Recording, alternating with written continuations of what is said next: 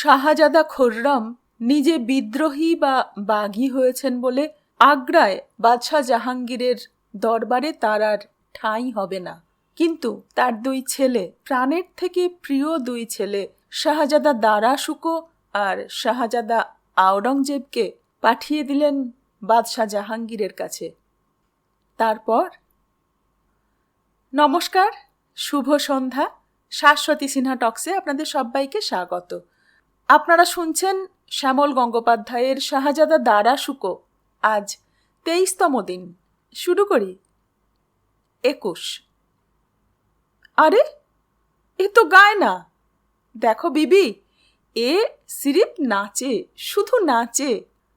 বলতে বলতে বিলাস খান বেশ বিরক্ত হয়েই তানপুরা নামিয়ে রাখেন। বিবি মানে বাতের ব্যথায় কাবু এক আওরাত, চারপাইয়ে বসা, বয়স হয়েছে।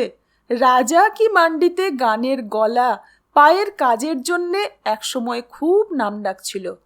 তখন গৌহর বাই বলতে বোঝাতো বেনারসি ঠুংরির চুটকিলা, আগ্রা মথুরার কথকের পায়ের কাজ আর রূপ। এখন বিলাস খান ডাকেন বিবি, গৌহর কিংবা গৌহর বিবি। গলির কাবাবওয়ালা বলে গৌহর বুড়ি। মেঝেতে বনাতের ওপর ঘাগড়া পরা বছর 3-4-এর একটি মেয়ের এসব কথায় আদৌ কোনো ভ্রুক্ষেপ নেই। সে দিব্যি নেচে চলেছে আপন মনে। চোখের কাজ, পায়ের কাজ, হাতের ভাও শিশু তার মনোমতো ঠিক করে সঠিক তালে মিলিয়ে দিচ্ছিল, পায়ের তালে। গৌহর বাই বললেন, ফিরে ধরুন তো মিয়া, দেখি বেটি গায় কিনা। এই বলে মেয়েটিকে ডাকলেন। এই রানাদিল, গাইবি না? তোর নানা সাহেব তো গেয়ে গেয়ে গলা ফাটিয়ে ফেলল। তাতেও রানাদিল থামল না। যেমন নাচছিল তেমনি নাচতে লাগলো। গৌহর বাই হাতে তাল দিচ্ছিলেন। পঞ্চম সওয়ারি। ধিন তেরে কেটে থিনাকাত, ধি ধি না ধি, ধি না তি না তি না, তেরে কেটে কিডনা কত্তা, ধি ধি না ধি, ধি না। মুখে মুখেও তাল বলছিলেন গৌহর, আর মনে মনে গুনছিলেন 1 2 3 4 5 6, 1 2 3 4 5 6। 10 দারার খেদ। গুনতে গুনতে গৌহর বাই বলে উঠলেন, এই রানাদিল, কার গানের সঙ্গে নাচছিলি জানিস? মিয়া তানসেনের বেটা বিলাস খানের গান কি তোর নাচের সঙ্গত? তুই কত বড় নাচিয়ে রে, দিমাগ দেখো মেয়ের। এবারে নাচ থামিয়ে রানাদিল অবাক হয়ে তাকালো। সিধে বিলাস খানের কোলে গিয়ে ধপ করে বসে পড়ল। নানাজান, তানসেন কে? অবুঝ শিশুর মুখে তাকালেন বিলাস খান। কার মেয়ের, কোথায় ঠিকানা আজ? মুখে বলে উঠলেন, ইয়া আল্লাহ, তেরি রেজা। রানাদিল ফের জানতে চাইল, তানসেন কে নানাজান? আমার আব্বা হুজুর, মশহুর গাইয়েছিলেন। নাও এবার ধরো, আমি গাইছি, তুমি গলা মেলাবে। নানি যান হাতে তাল রাখবেন তোমার জন্যে। বলতে বলতে বিলাস খান ফের হিন্দোলে গলা ছাড়লেন, একেবারে শুরুতে স্থায়ী। খেলা তা ফাগ উমাং জব ব্রিজ সুন্দর, ভোর মিল আয়ে। রানাদিল তার নানাজানের কোল ছেড়ে উঠল না, গাইল না গলা মিলিয়ে, তাল মিলিয়ে নাচলও না। যেমন বসেছিল তেমনই বসে থাকল। সে তার নানাজানের গানের দোলায় যেন ভেসে যাচ্ছিল। বাইরে আগ্রার রাস্তায় এই শীতের সকালে গাড়ি ঘোড়া লোক লস্করের কোনো বিরাম নেই। জানলার ফাঁকে আসমানের যেটুকু চোখে পড়ে তাতে বোঝাই যায় আজ আগ্রায় এখনো কুয়াশা কাটেনি। অন্তরায় এসে বিলাস খানের গলা যেন আরও খেলতে লাগলো। কই করলিয়ে গুলাল কেশর, রং গাগার ভর ভর লাচোয়ে। বিলাস খান শুনছিলেন আর মনে মনে ভাবছিলেন গৌহর বাই, এই তো সেদিন মেয়েটাকে কোলে নিয়ে সিঁড়ি দিয়ে ওপরে উঠে এলেন বিলাস খান। এরই ভেতর কেমন সুন্দর হয়ে উঠেছে রানাদিল।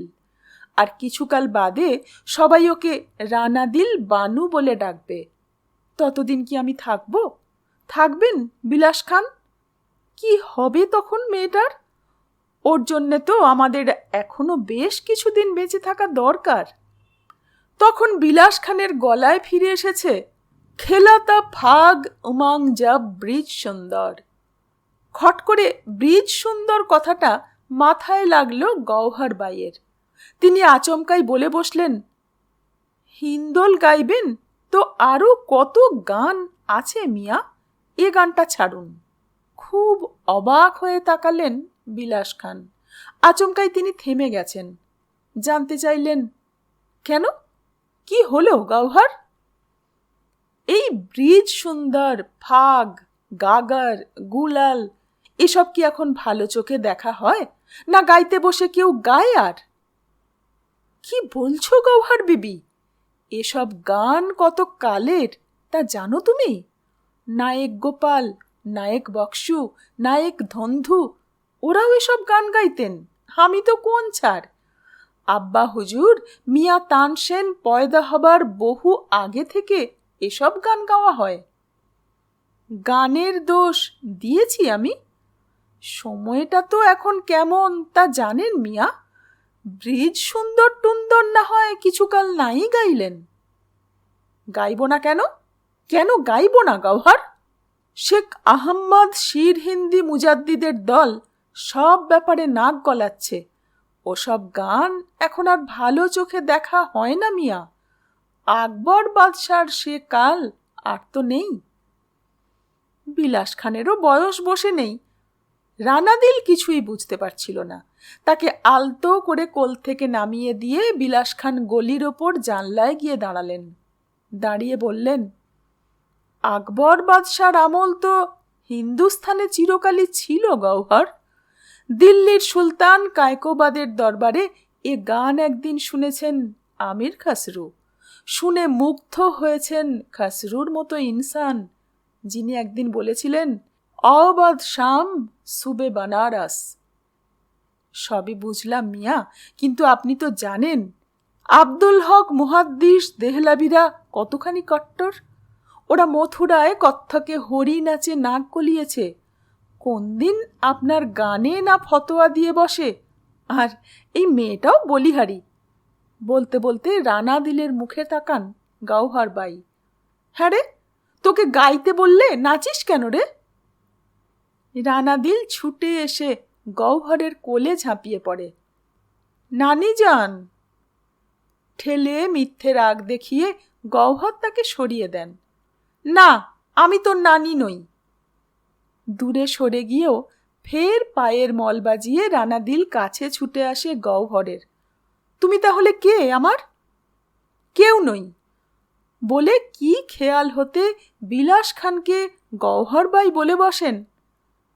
আসলে আপনি চান না ও গান শেখে। কেন?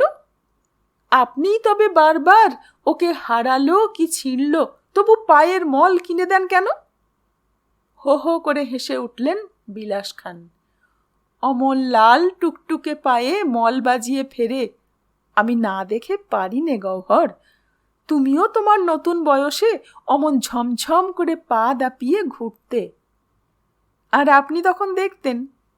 বলেই গওহর ফের রাগের মিথ্যে মিথ্যে ভাব করে রানাদিলকে বললেন, আমরা তোমার কেউ নই। নিরুপায় রানাদিল ঘরের মাঝখানটায় দাঁড়িয়ে পড়ল। তার মুখ দেখে মনে হচ্ছে সে সত্যি সত্যিই বুঝতে পেরেছে এই দুনিয়ায় তার কেউ নেই। সে অস্ফুটে বলল, আমি কে তাহলে? তুমি হিন্দু, হিঁদুর ঘরের মেয়ে, কনৌজ কি কাশীর কোনো চিৎপাবন বামুনের মেয়ে? সত্যি? অবিশ্বাসের হাসি রানাদিলের ঠোঁটে। সব হারানোর দুঃখ দুই ফোঁটা জল হয় চোখে। তোমরা কি? আমরা মুসলমান, আগ্রার মুসলমান। তোমার বামুন আব্বাজান হয়তো কাশির কোনো ছত্তরে মুফতে দুটি খেতে পেত, আর চালাতে না পেরে তোমায় আমাদের কাছে ফেলে দিয়ে গেছে। সত্যি নানাজান? রানাদিলের বুকের ভেতর থেকে কান্না উঠে এলেও এত কষ্ট হতো না বিলাস খানের। তিনি 2 হাত বাড়িয়ে চিৎকার করে বলে উঠলেন, ডাহা মিথ্যা, ডাহা মিথ্যা দিদি। রানাদিল ছুটে এসে সেই 2 হাতের মাঝে ঝাঁপিয়ে পড়ল।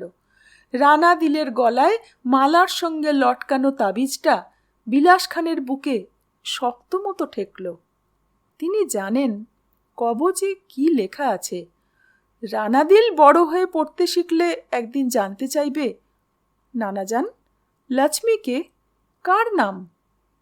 বিলাস খান মনে মনে ঠিক করলেন তার আগেই একদিন কবজটা সরিয়ে রাখলে চলবে। এখন তো থাকুক।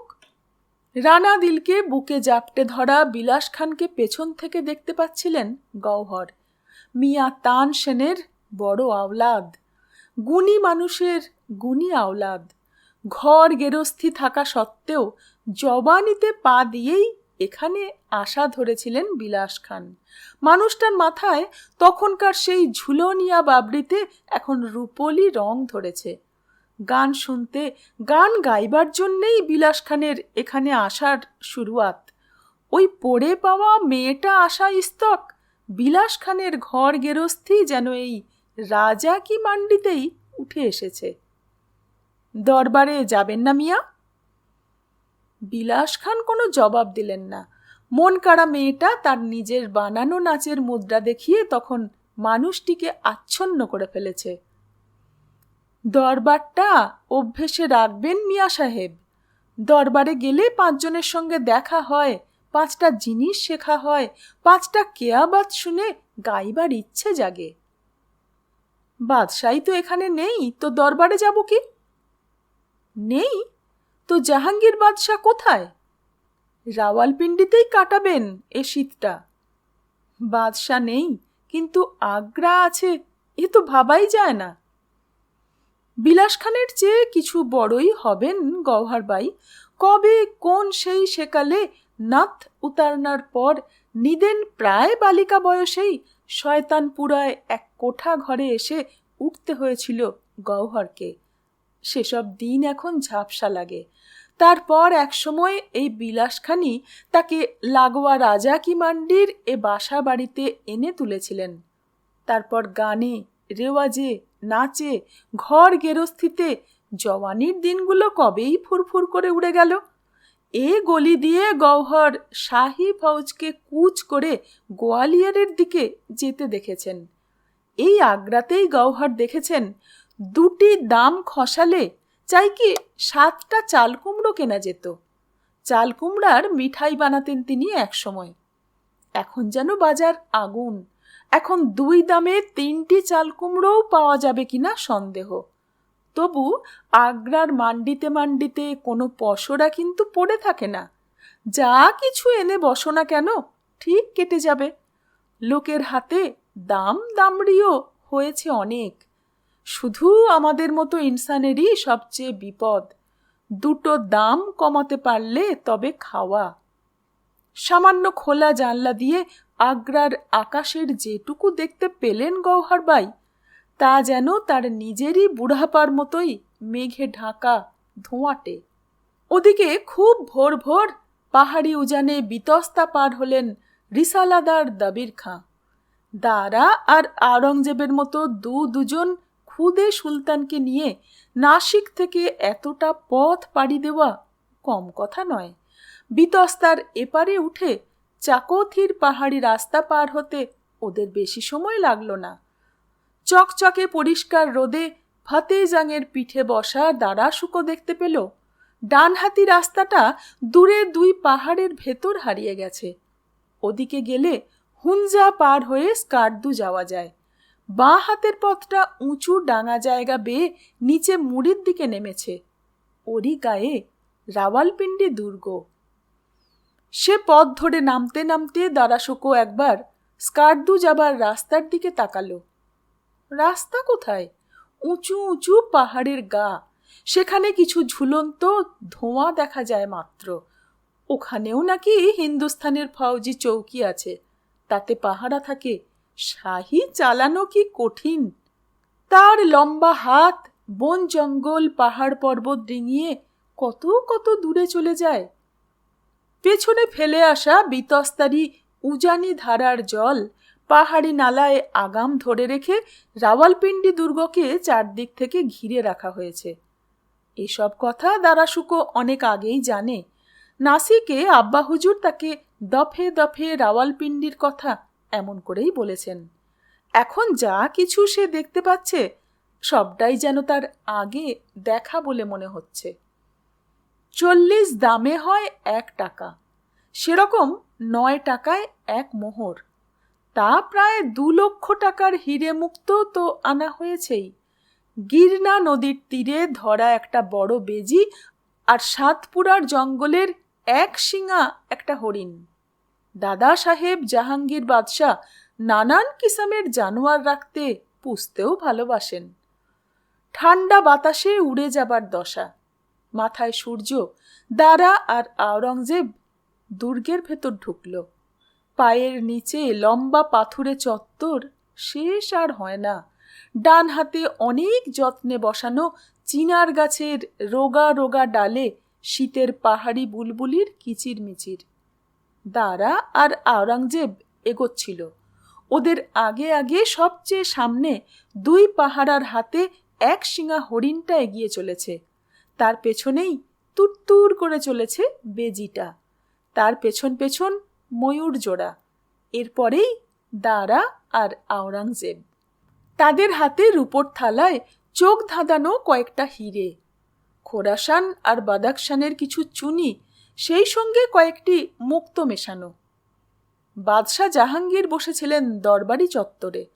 অনেক দূর থেকে কুর্নিশ করল 2 ক্ষুদে সুলতান। তারপর চোখ তুলে তাকালো দারা। দেখে মনে হলো এ বাদশাহ যেন সে বাদশাহ নন।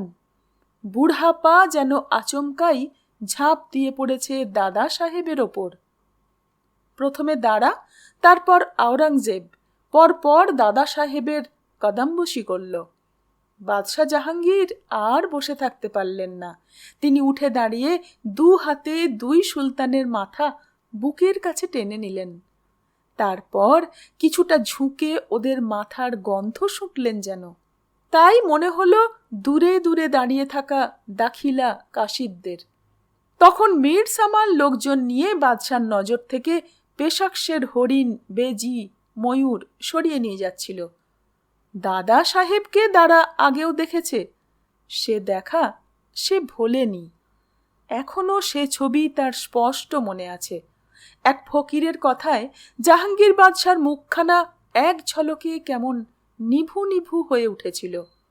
এছাড়াও আগ্রা দুর্গে থাকার সময় দূর থেকে দাদা সাহেবকে দেখেছে কয়েকবার। এই মানুষটি আমাদেরই মতো ইনসান, আমাদেরই মতো 2খানা হাত, 2খানা পা।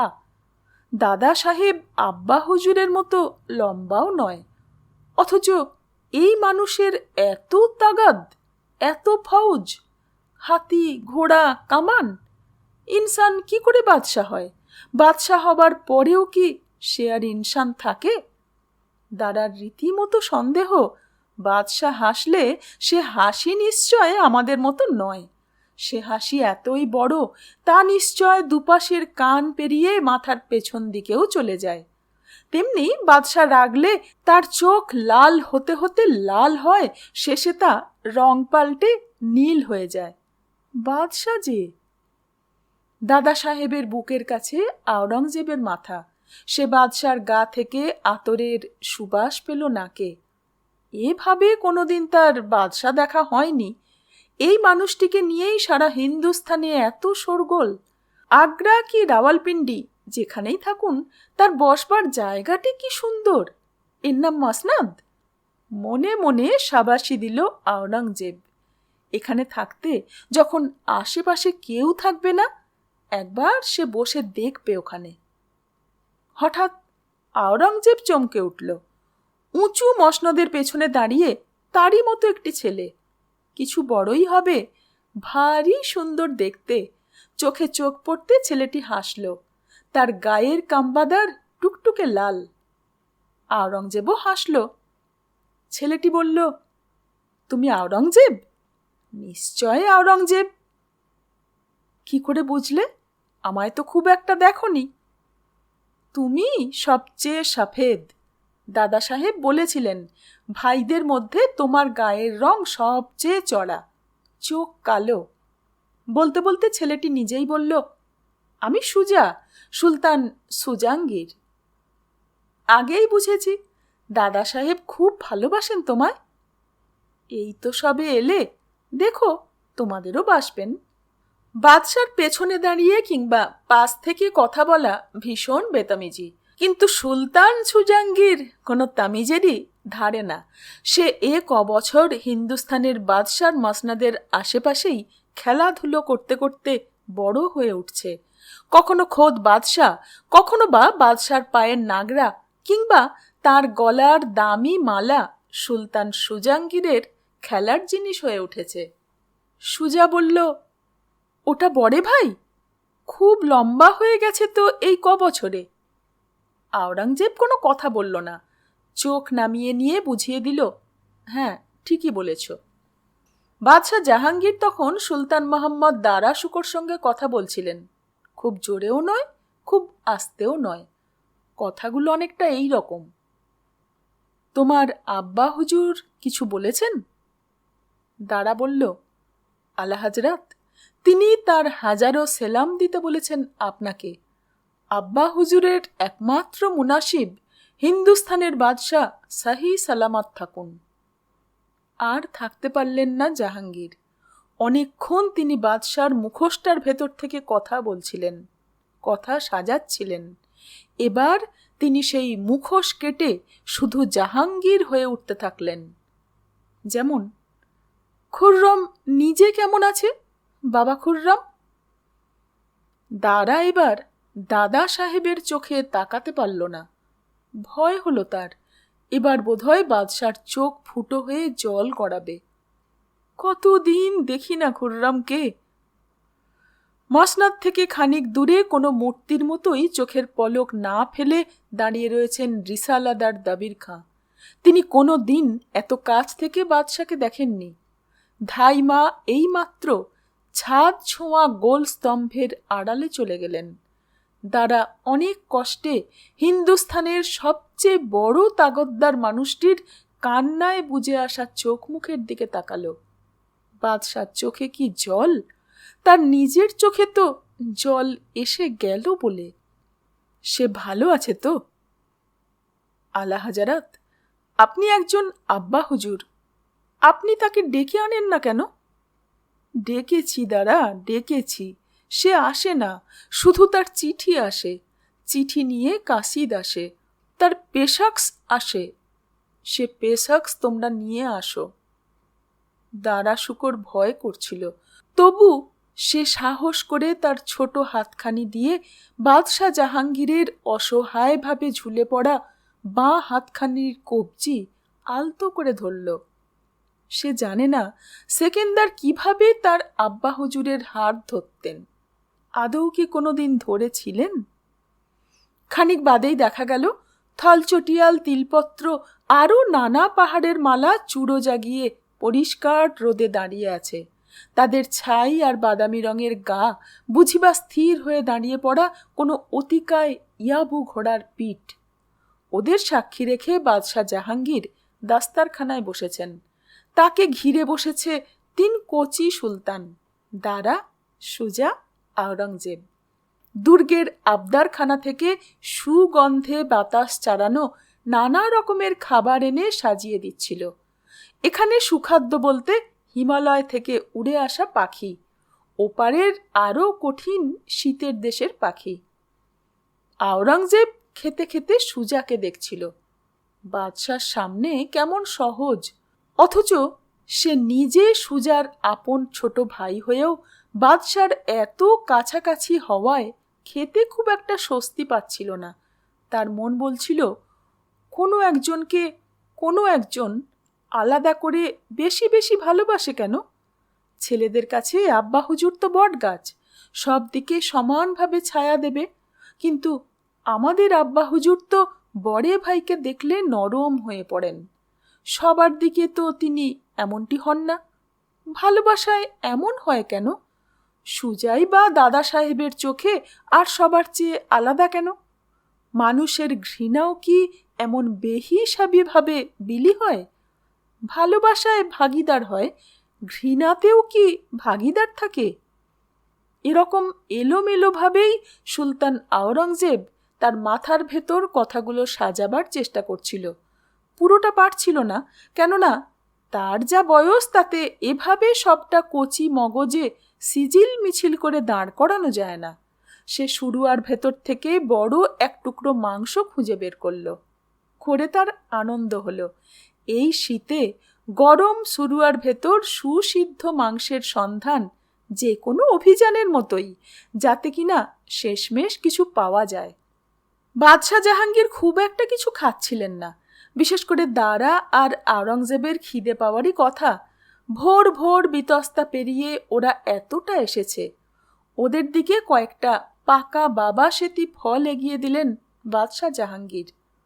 তার মনে হলো, আমি তো একদিন চোখ বুঝব, হিন্দুস্থান পড়ে থাকবে, গাছপালার বয়স বাড়বে, ওরাও একদিন বড় হবে। সেদিন ওদের ভেতর কে মসনদে বসবে? কে তখনকার হিন্দুস্থানের বাদশাহ হবে? দারা, আওরঙ্গজেব না সুজা? দারা চোখ তুলে দেখছিল চারদিক। দাদা সাহেবের এগিয়ে দেওয়া বাবা সেতিটা হাতে নিল। নিতে নিতে দাদা সাহেবের মুখে তাকালো। হিন্দুস্থানের বাদশার মুখ এত নরম, অথচ ফৌজে কামানে তার যে শাহী ফুটে ওঠে তা কত কঠিন মনে হয়। যেন জাহাঙ্গীর শাহীর ভেতরে কোনো দিল নেই, আছে শুধু শায়েস্তা করার তাগাদ, দোষ করলে শাস্তি দেবার হুকুম। অথচ দাদা সাহেবের এই মুখখানায় ক্ষমা আছে, মায়া আছে, দয়া আছে। লালচে কপালে কয়েকটি ভাঁজ, ভ্রুতে একটি দুটি রূপলি রেখা, তারপরই এমন দুই ভাষা চোখ যার দিকে তাকিয়ে কোনো তল খুঁজে পায় না দারা। হালকা চালে বাদশাহ জানতে চাইলেন, সুলতান মুরাদ কেমন আছেন? দারা শুকো দাদা সাহেবের মেজাজ বুঝে সেই চালেই বলল, ভালোই আছেন সুলতান মুরাদ, তিনি কিছুদিন হলো হাঁটতে শিখেছেন। তোমরা জানো, আমারও এক ভাইয়ের নাম ছিল মুরাদ, অনেক দিন হলো সে আর নেই। দারা শুকো হঠাৎ উঠে দাঁড়িয়ে সহবত মোতাবেক ঝুঁকে কুর্নিশ করল বাদশাকে। আলাম্পানা, আমরা সুলতানরা 4 ভাই, আপনার শাহজাদারাও 4 ভাই। বাদশাহ হঠাৎ গম্ভীর হয়ে গেলেন। হ্যাঁ, ঠিকই বলেছ, শাহজাদারা 4 ভাই ছিল, এখন আর নেই। এসব কথায় সুজার কোনো মন নেই। সে খুবই স্বচ্ছন্দে পাসিন্দা কাবাবের একটা বড় টুকরো মুখে দিতে দিতে দেখল উপহার আনা সেই বেজিটা কখন ছাড়া পেয়ে দাস্তারখানার কিনারায় এসে ঘুরঘুর করছে। দূরে দাঁড়িয়ে থাকা দাখিলারা তা দেখে উসখুস করে উঠল, কিন্তু ইশারা না পেলে তো তারা কাছে যেতে পারে না। সুলতান সুজাঙ্গীর এক লাফে বেজিটাকে ধরতে ছুটল, পেছন পেছন সুলতান আওরঙ্গজেবও। দারা অবাক হয়ে দেখল, বাদশাহ জাহাঙ্গীর যে দস্তারখানায় বসে, সেখানে কোনো রকম আড়ষ্ট না থেকেই 2 ভাই কেমন সহজভাবে একটা আধা পোষ মানানো বেজির পেছনে ছুটে যেতে পারে। সে ভয়ে ভয়ে বাদশার মুখে তাকালো, সেই চোখে। সেখানে সুজা বা আওরঙ্গজেবের ওই ছোটাছুটির কোনো দাগই পড়েনি। বাদশাহ যেন সোজাসুজি দূরে তিলপত্র পাহাড়ের চূড়োর দিকেই তাকিয়ে আছেন। আবার এও মনে হলো দারার, আলা হাজারাত এখানে তো নেই, ওখানেও নেই। আসলে তিনি চোখ খোলা রেখেও নিজের একেবারে ভেতরে ডুব দিতে পারেন। এরকম না হলে কি হিন্দুস্তানের বাদশাহ হওয়া যায়? বেজির পেছনে ছুটতে ছুটতে সুজা এসে দরবারি চত্বরে হাজির হলো, সঙ্গে আওরঙ্গজেবও। বেজিটা ঠিক মসনাদের নিচে সেঁধিয়ে পড়ায় সুজা ভারী মসনাদ সরিয়ে দেখতে গেল। তা দেখে আওরঙ্গজেব রীতিমতো ভয় পেল। কি হচ্ছে ভাইয়া? সুজা তখনও মসনদ সরিয়ে তার নিচেটা দেখবার চেষ্টায় ব্যস্ত। আওরঙ্গজেব বেশ আতঙ্কেই বলল, হচ্ছে কি? সুজা মসনদ একটুও নাড়াতে না পেরে আওরঙ্গজেবের মুখে তাকালো। তাকিয়ে ছোট ভাইয়ের ভয় পাওয়া মুখ দেখে অবাক হলো।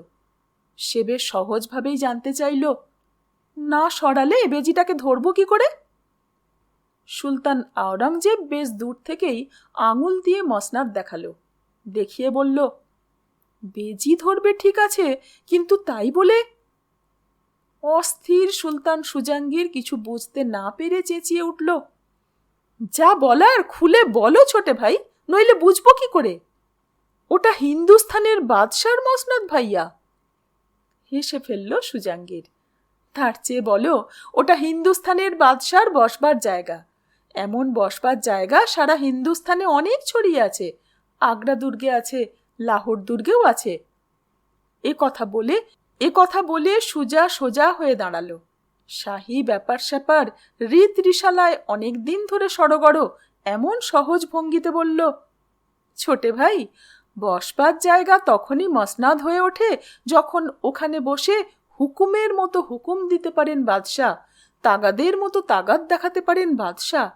আসলে হুকুমের মতো হুকুম দিয়ে তাগাদের মতো তাগাদ দেখিয়েই তো একজন ইনসান বাদশাহ হয়ে ওঠে, তাই না? সঙ্গে সঙ্গে কিছুই বলে উঠতে পারল না আওরঙ্গজেব। তার মুখে এ কথার পিঠে কথা জোগালো না। তার মনে পড়ল সেই কবে থেকে সে আব্বা হুজুরের সঙ্গে বনে বনে পথে ঘাটে হাতির গাদেলায় শুয়ে বসে মাঠ ভাঙছে, শুধুই পিছু হটছে আব্বা হুজুরের সঙ্গে সঙ্গে। যদিও রিসালাদার দাবির খাঁ, মীর আতাশ, জুম্মান শেখ কথা বলার সময় তার নামের আগে সুলতান দিয়ে শুরু করেন, তবুও সে তো শাহী ব্যাপার স্যাপারে বড়ে ভাই সুলতান সুজাঙ্গিরের মতো সড়গড় নয়। বড়ে ভাই সেই কবে থেকে হিন্দুস্থানের বাদশার সঙ্গে উঠে বসে খায় দায়, আর সে পায়দাইশের পর থেকে শাহী শান শওকতের কতটুকুই বা দেখেছে না জেনেছে? দাদা সাহেবের ফৌজের তাড়া খেয়ে পালিয়ে বেড়ানো ছাড়া আর কি বা দেখার সুযোগ হয়েছে তার? আওরঙ্গজেবের মুখ দেখে সুলতান সুজাঙ্গিরের যেন দয়া হলো। সে হেসে বলল, এসো ছোটে ভাই, এসো, এই আমি বসে দেখছি বলে বাদশার মসনদে বসে পড়ল সুজা। বসেই উঠে দাঁড়ালো, এসো, তুমিও বসে দেখো না একবার, আমার তো তেমন কিছুই লাগলো না। আওরঙ্গজেব যেমন দূরে দাঁড়িয়েছিল তেমনই থাকলো, এগিয়ে এসে বসল না। তখন সুজাঙ্গির ফের মাসনাদে বসে পড়ল, বসে বলল, শুধু তো বসে দেখা, দেখোই না ছোটে ভাই কেমন লাগে। দরবার চত্বরে বাইরের আলো এসে পড়েছে, তাতে আওরঙ্গজেবের মুখ বুক পরিষ্কার দেখা যায়। পায়ের জায়গাটা অন্ধকারে। সে প্রায় মৃগী রোগীর মতোই চেঁচিয়ে উঠল, না, কিছুতেই না। বলতে বলতে আওরঙ্গজেব দরবারি চত্বর থেকে ছুটে বেরিয়ে গেল। পেছন পেছন সুজাও ছুটল। ছোটে ভাই! না ছুটে উপায় নেই সুজার। ছোটে ভাই তো এই দুর্গের অন্ধি সন্ধি, গলি কুচোগলি, ঢাকা পথ কিছুই চেনে না, জানে না। ছুটতে ছুটতে কোথায় যে ঢুকে পড়বে, শেষে না হারিয়ে যায়। এতদিন পরে দুটো ভাই পেয়ে সুজার বুকে আনন্দ ধরছিল না। ভাই পাওয়ার আলাদা একটা সুখ আছে। সে পাথুরে চত্বরের উপর দিয়ে দৌগুনি কদমে ছুটতে লাগলো। সারা রাওয়ালপিন্ডি দুর্গ তার এখন আগাগোড়া চেনা। বেলা একটু পড়তেই দেখা গেল দুর্গের গায়ে বিতস্তার জলের নালার ওপর তক্তা ফুল ফেলা হচ্ছে কপিকল ঘুরিয়ে। তারপরই গলঘণ্ট বাজিয়ে নূর ই ফিল বেরিয়ে এলো দুর্গের ভেতর থেকে। হাতির দুপাশে বর্ষা হাতে পায়দাল চলেছে ভাই আর মেট। হাতির পিঠে গাদেলার ভেতর দাঁড়িয়ে আছেন বাদশাহ জাহাঙ্গীর। তাকে ঘিরে গাদেলার কানাত ধরে দাঁড়ানো 3 সুলতান, দারা, সুজা, আওরঙ্গজেব। এখানে রোদ ঝকঝকে, শীত যেন খুব ছুঁচলো আর কঠিন। পাথুরে ঘরে রাখা আগেনগারের আগুন খুব তেজি, আর খাবার জল বেশ মিঠাস। দুর্গে পা দিয়ে ইস্তক এসব নজরে এসেছে দারা শুকর।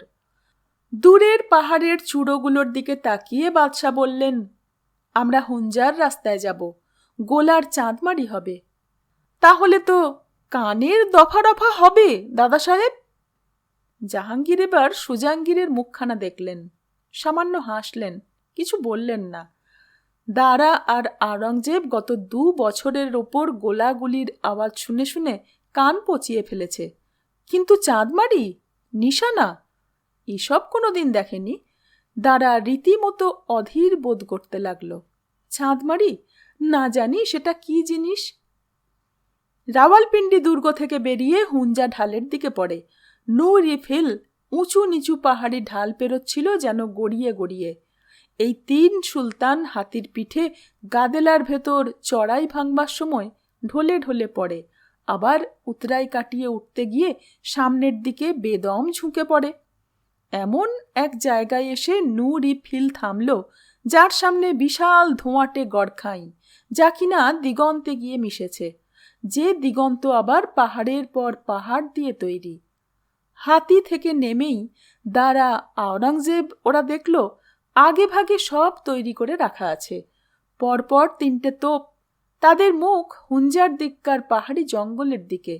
পালিশ কাঠের তক্তার ওপর সারি সারি গোলা। বাদশাহ জাহাঙ্গীর গিয়ে দাঁড়াতেই ভারী সুন্দর দেখতে অন্যরকম চেহারার একজন মানুষ 3 বার ঝুঁকে কর্নিশ করল। তার পেছনে দাঁড়ানো 7-8 জন ফাউজি গোলাবাড়ি ও বাদশাকে একই সঙ্গে কর্নিশ করেই ভাগে ভাগে এক এক তোপে গিয়ে বসল। বাদশাহ বললেন, এলো পাথারি গোলা ফেললে চলবে না মানুচ্চি।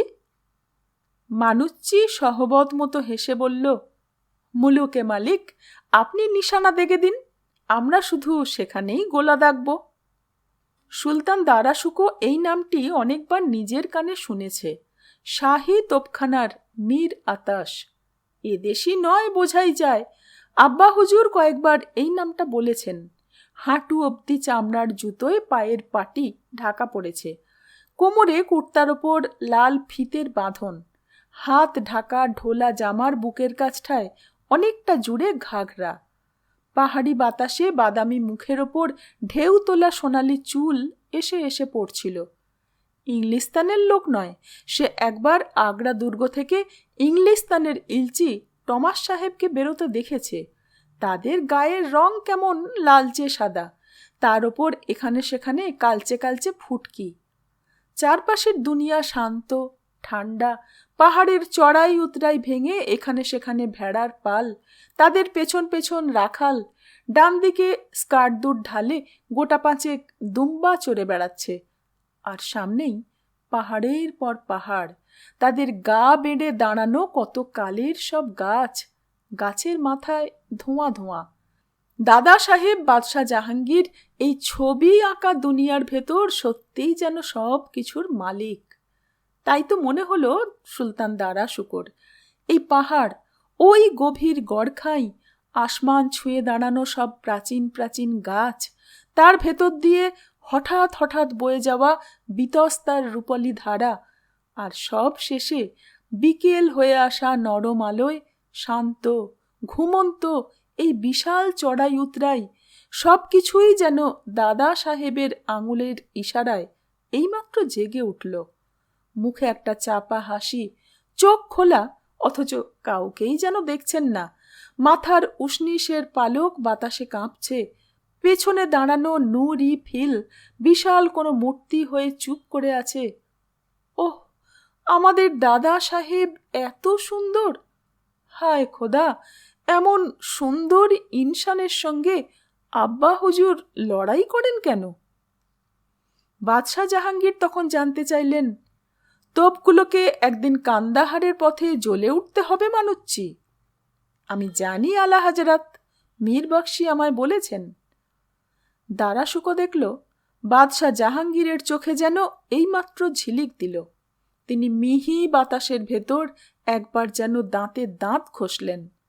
তারপর বললেন, আব্বা হুজুর আকবর বাদশার আমলে একবার কান্দাহার দুর্গ হিন্দুস্থানের হাতে এসেছিল, সে অনেক দিন আগে। মানুষটি চুপ করে তাকিয়ে আছেন। সুজা, আওরঙ্গজেব দুজনই তাদের দাদা সাহেবের মুখে তাকিয়ে একদম চুপ করে আছে। হিরাট আমাদের, হেলমন্দ আমাদের, বালক বাদাকশানের রাস্তায় হিন্দুস্থানের চৌকি, কিন্তু কান্দাহারের দুর্গ, হিন্দুস্থানে পা রাখার দরজায় কান্দাহার দুর্গ আমাদের হাতে নেই মানুচ্ছি। ইস্পাহানের সাব্বিশা তার ফৌজ বসিয়ে রেখেছেন সেখানে। ওখানে দুর্গের পাথুরে দেওয়াল ধসিয়ে দিতে চাই আমি চাই দুর্গের দেওয়াল আমাদের তোপ দেগে গোলায় গোলায় খান খান করে দিতে।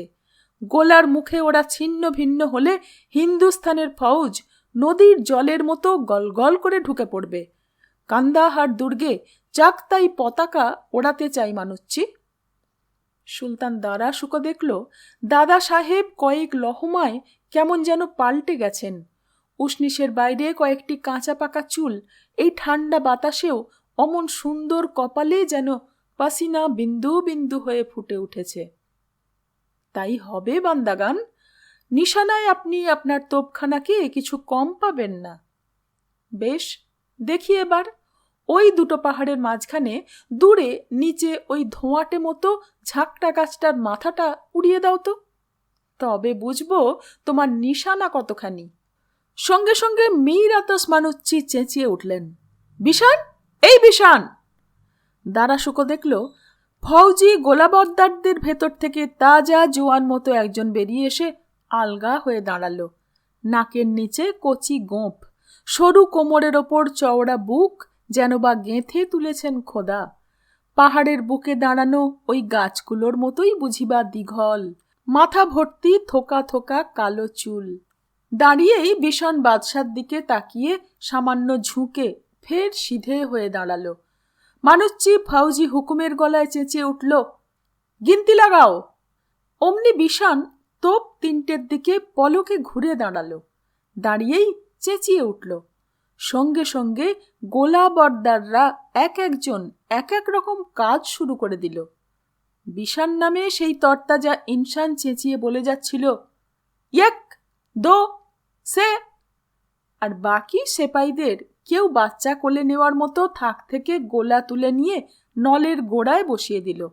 একজন গোলার ফুটোয় তেল ঢাললো কয়েক ফোঁটা, আরেকজন পোলতের ডগায় আঙুল ধরালো, অন্যজন সেই পোলতে তোপের ভেতর গুঁজে দিল।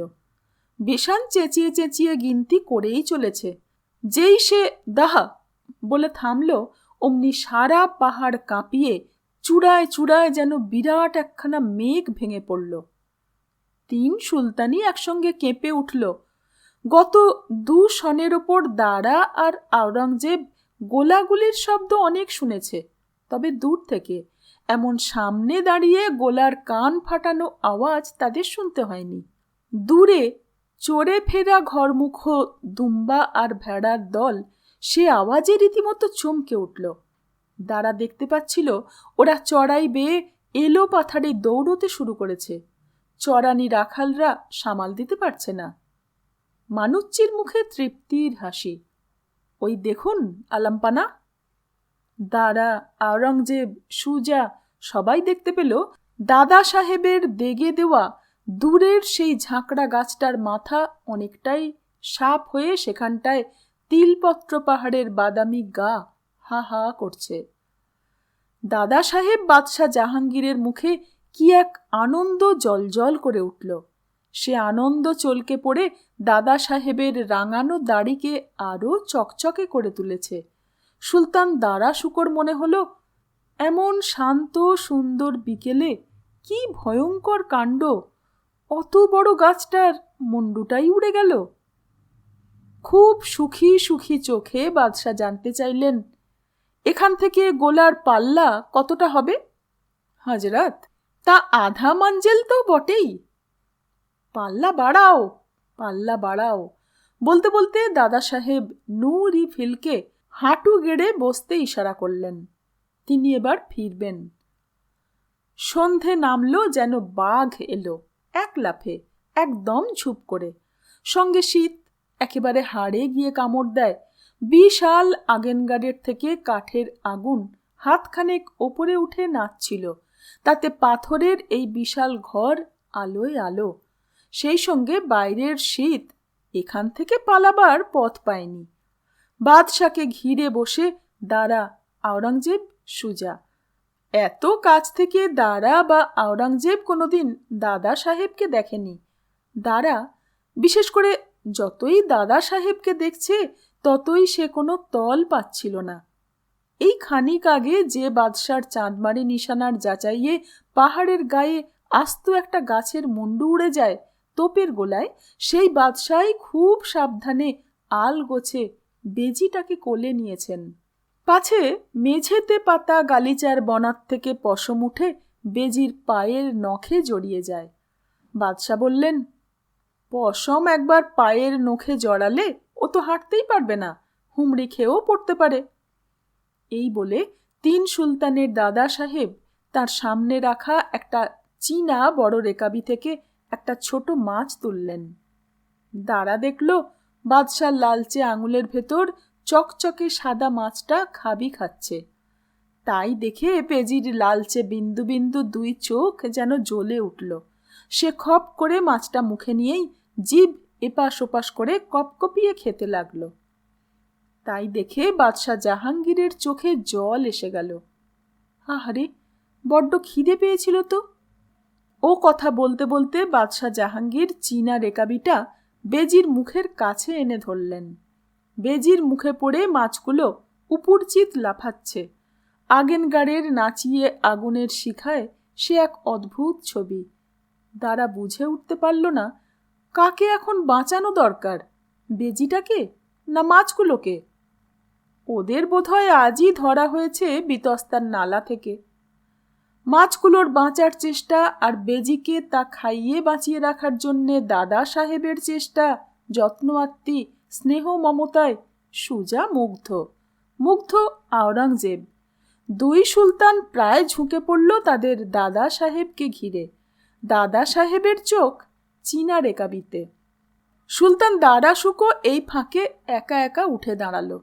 বিরাট খোলা জানলায় এসে সে দেখতে পেল অন্ধকার বিশাল আকাশ কোটি কোটি কুচি তারার ভারে পাহাড়গুলোর মাথায় ভেঙে পড়েছে। কাল ভোরে আলো ফুটলে পাহাড়তলি থেকে যত ইচ্ছে তারা কুড়িয়ে আনা যায়। দাদার মনে হলো ওই অন্ধকার আসমান থেকে সব সময় কে যেন আমার দিকে তাকিয়ে আছে। এ কথা মনে হতেই সে বুঝল তার সারা বুক এক অজানা ব্যথায় ভার হয়ে আসছে। অজান্তে তখন তার চোখে জল এসে দাঁড়ালো। তার আজকাল মনে হয় ওই বিরাট ফাঁকা আসমানের কোথাও বিশাল একখানি মসনাদে দুনিয়ার তাবাত বাদশাদের বাদশা বসে আছেন। বসে বসে তিনি সব সময় আমার উপর নজর রাখছেন। সুলতান দারা শুকো ঘরের ভেতর চোখ ফিরিয়ে দেখতে পেল মাছের রেকাবির ওপর দাদা সাহেব আরও ঝুঁকে পড়েছেন, সেই সঙ্গে দুজন সুলতানও। তাদের হাসির হররা, কথাবার্তা একটার সঙ্গে আরেকটা মিশে যাচ্ছে। দারা শুকো তার গায়ের কাম্বাদারের গলাটা শক্ত করে এঁটে নিল। শীত এখানে হাড়ে গিয়ে আঁচড় কাটে। সে বুঝেই উঠতে পারে না যে বাদশা বেজির জন্যে কাঁদেন সেই বাদশাই এক কোলায় একটা বড় গাছ খুন করেও সেদিকে একবার তাকান না। আমার আব্বা হুজুরও তো এই দাদা সাহেবের কোনো নিন্দে মন্দ করেন না কোনো দিন। তাহলে বাগী হন কেন আব্বা হুজুর, কেন? ভাবতে ভাবতে একাই দারাশুকো অন্ধকারের দিকে তাকিয়ে সামান্য হেসে ফেলে। তারপর নিজের মনে মনেই বলে ওঠে, ও বুঝেছি মসনাদ, তুমিই কারণ, তুমিই কারণ মসনাদ। তোমাকে ঘিরেই যে তাগাদ, হুকুমত, শান শওকত। সময়ের রোজ বয়স বাড়ে কিন্তু চেহারা পাল্টায় না। সেই আলো, সেই একই ছায়া, এইসব দিয়েই তো সময়। অথচ ভেতরে ভেতরে ইনসানের ক্ষয় চলতেই থাকে। বয়স তাকে খায়, খায় বড় বড় লোভ, খোয়াব। কঠিনের ঘাড় মুচড়ে তাকে দুরস্ত শায়েস্তা করতে গিয়ে আমরা প্রাণের মধুটুকু খুইয়ে বসি। এইসব ভাবতে ভাবতেই শাহজাদা খুররম আরজুমন্দ বানুকে দেখছিলেন। গুলাল বার তাঁবুর হাতায় একজোড়া বিরাট শিশু গাছ জড়াজড়ি করে দাঁড়িয়ে, তাদের নাবি ডালে ঝোলানো শুকদোলায় জাহানারা রওশনারার মাঝখানে বসে মুরাদ হাততালি দেবার চেষ্টা করছিল। খোররাম বুঝলেন হাতে তালি বাজানো ও এখনো শেখেনি, শেখার চেষ্টায় আছে। মুরাদ সবে 3 পা দিয়েছে। ওই চেষ্টা দেখে মুরাদের 2 পাশে 2 দিদি হেসে কুটোপাটি। আরজুমান বানুর পিঠ, মাথার চুল নিয়ে বাতাসের ওড়াউড়ি শাহজাদা পেছন থেকে দেখতে পাচ্ছিলেন। বেগম তার ছেলে মেয়েদের দোল দিচ্ছেন দূরে দাঁড়িয়ে, শাহজাদার দিকে পেছন ফিরে। আরজুমান যেন সময়ের মতো, তার চেহারা যেন আলোর মতোই, ছায়ার মতোই, একটুও পাল্টায়নি। গালের পাশ যেটুকু দেখতে পাচ্ছিলেন খোররাম, তা তার আগের মতোই লালি লালি লাগলো। উড়ে ওঠা চুল দেখলে এখনো শাহজাদার ভেতর আগের মতোই ঢেউ ওঠে। অথচ আরজুমানদের বয়স তো বসে নেই। শিশু গাছ দুটোর ওপাশে জাহানারার ইয়াবু ঘোড়াটা মুখ তুলে তাকিয়ে, তার সামনে কাঁচা গমের শীষ উঁচু হয়ে পড়েই আছে। এরও অনেক পেছনে দূরে সাতানা পাহাড়ের গা এই 7 সকালে মেঘের ছায়া পড়ে গম্ভীর মিশকালো দেখাচ্ছে। শাহজাদা খোররাম উঠে দাঁড়ালেন। পাশ দিয়ে যাবার সময় আরজুমান বানু তাকে থামালেন। পরিষ্কার গলায় অভিযোগ আর নিষেধ মিশিয়ে একই সঙ্গে বললেন, আমরা সবাই আছি, এখন কোথায় যাবেন? একসঙ্গে অনেক কথা মনে আসছিল শাহজাদার, যেমন, তুমি এত সুন্দরী কেন? তোমার কোনো তল পাই না কেন? অথচ তুমি তো বাইরে থেকে দেখতে দিব্যি সরল, সহজ, সিধে। আমি একাই কেন ক্ষয় হই? তুমি সময়ের মতো একই জায়গায় একই রকম থাকতে পারো, আমি শুধু পিছলে পড়ে যাচ্ছি কেবলই। মুখে খুররামের বেরিয়ে এলো একদম অন্য কথা। ফিল ইজাংয়ের বেমারির কোনো ইলাজ হয়নি, হাতিকে তো হাতির মতোই রাখতে হবে, তাই যাচ্ছি। কোথায়? হাতি ইলাজে এক বৈদ্য এসেছে। 21 নম্বর অধ্যায়ে আজ এইটুকুই। সঙ্গে থাকবেন। ধন্যবাদ।